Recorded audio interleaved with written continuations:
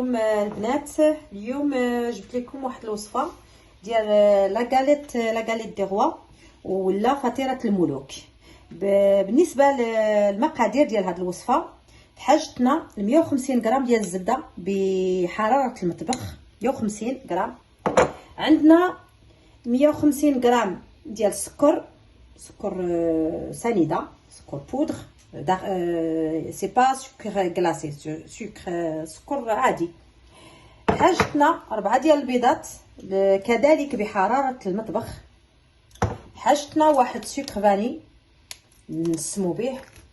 حاجتنا 200 غرام ديال اللوز ولا لي زاموند مطحونه، كنشريها هكا انا واجده. حاجتنا لزوج ديال لاباط فويتي نشريهم هكا، كاين الانواع فيهم اللي بغيتو، المهم تكون لا فويتي هي هذه او بور.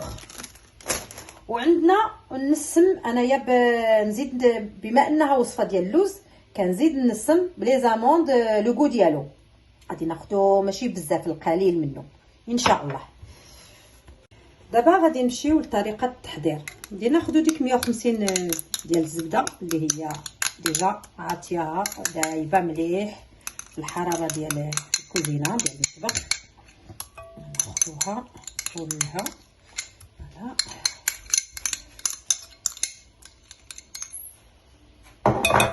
غادي نضيفو عليها ديك 150 غرام ديال السكر، نضيفوها كامله. كنستعملوا يدينا بطبيعه الحال. غادي خصنا نخلطوها مزيان. بنات انا عندي كنفضل بهذا، واللي بغات ديرها بالضراب الكهربائي كيف لان الزبده راه ديجا دايبالي. غادي نديروها حتى كلشي داك السكر نحسو به داب، ما نحسوش بهذا الحس ديال السكر. العمليه سهله وبسيطه.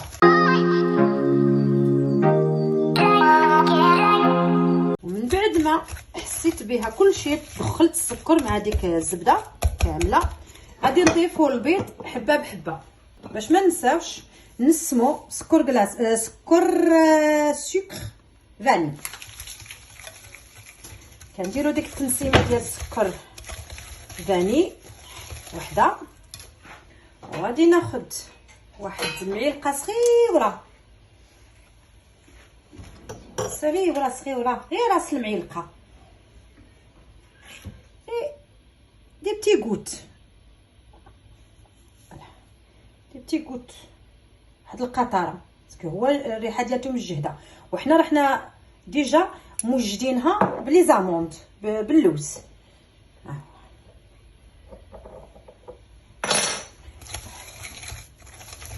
دابا غادي نضيفو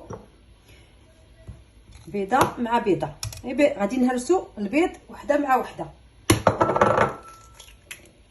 نضيفو غير بالوحده، وحنا نستمروا في التحراك باش كلشي يتجمع مع هذا الخليط.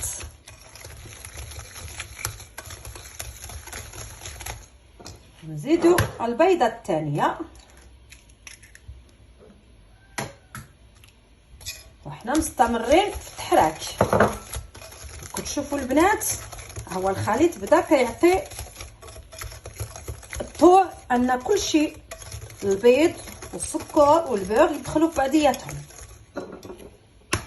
كنزيدو الثالثه وحنا كنحركو.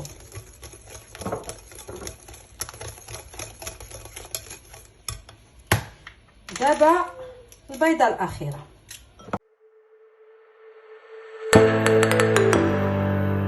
من بعد ما كلشي لي زانغريديون مقادير دخلوا مليح، عندنا حتى شي تكتلات، كلشي دايب، كلشي داخل مليح، كنزيدوا اللوز غير بالتدريج، كنصبوه في هذا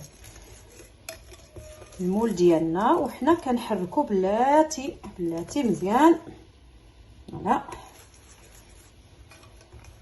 كتجي في الحقيقه رائعه سيتين غاليت مزيانه زوينه، وسورتو الاطفال كيحبوها بزاف باسكو كيديروا فيها لافيف وهما الدور ديالهم انهم كيقلبوا على لافيف في الرها باش اللي جات لافيف في المورسو ديالو ياخذ لا كورون.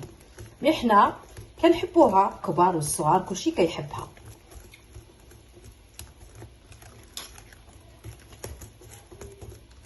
حتى الريحه ديال اللوز مع داك النكهه ديال اللوز عطات واحد الرائحه زوينه.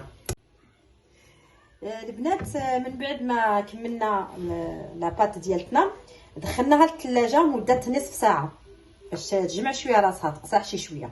من مور نصف ساعه غادي نعملوها في لابوشادو. لابوشادو ها هي. واللي ما عندوش هاد لابوش البنات ياخذ هي صاك كونجيلاسيون ديال الكونجيلاتور، يدير له واحد الثقب هنا ويعمرها فيه ويسهل له يعني العمليه.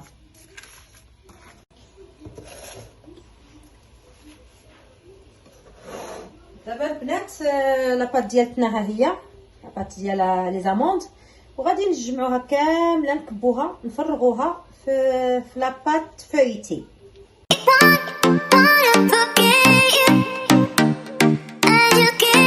البنات لاباط الثانيه، لاباط فويتي الثانيه نديروها في شيرولو باش تجي سهله ونحطوها دابا عليها. خصها تحط ونقادو، حنا كنحطو وكنقادو. غادي ابخي نقادها ونوريها لكم كيفاش عملتها. بنات انا دابا عندي واحد البيضه كامله ضربتها مزيان ودرت واحد المعلقه ديال نسكافيه. انا كتعجبني داك اللون اللي كيجي ماغون. سينو اللي بغات اللون ذهبي جوست ذهبي كدير غير اصفر بيضه. كل واحد والاختيار ديالو، كل واحد الرغبه ديالته. انا كتعجبني هذا اللون اللي كطيب كتجي شي شويه. الوغ غادي ندهنوا منها كلشي هاد الفطيره غاليت دو روا ان شاء الله تجي لنا زوينه وغادي تشوفوها من بعد ما طيب. غادي ندهنوها كامله.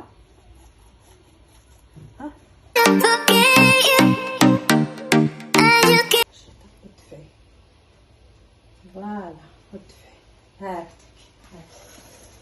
ناخذ فرشيطه اللي هكا بالفرشيطه بخطوط. كل واحد اللي بغى يديرها دائريه، اللي بغى يديرها مستطيله، انت والشكل اللي يحب لك، اللي قال لك راسك. المهم انها كتجي مخططه وزوينه. روحي معاها فوالا.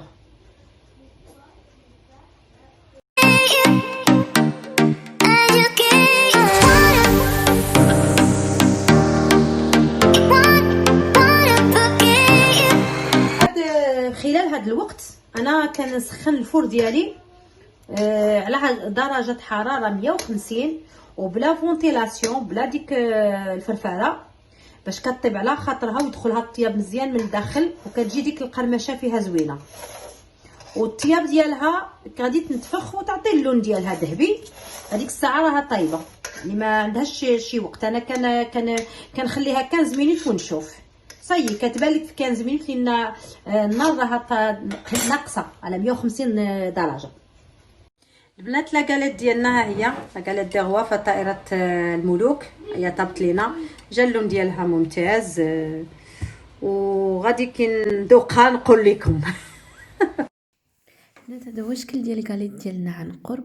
صراحه كتجي لذيذه بزاف، فرانشمون خاصكم ضروري تجربوها. كالعاده كما كنقول لكم انا نتمنى تجربوا جميع الوصفات ديالي، علاش لا. صراحه كتجي بنينه وكتجي لذيذه بزاف، والمقادير ديالها بسيطه، يعني ماشي كثيره بزاف. نتمنى تجربوها ان شاء الله وتردوا عليا الخبر وتقولوا لي سواء جاتكم بنينه او ما جاتكمش بنينه. فانا كنتقبل اي كومونتير سواء كان بوزيتيف ولا نيجاتيف. ضروري البنات خليوا لي ابوني واشتراك وفعلوا الجرس باش هكا يوصلكم كل جديد. باي باي.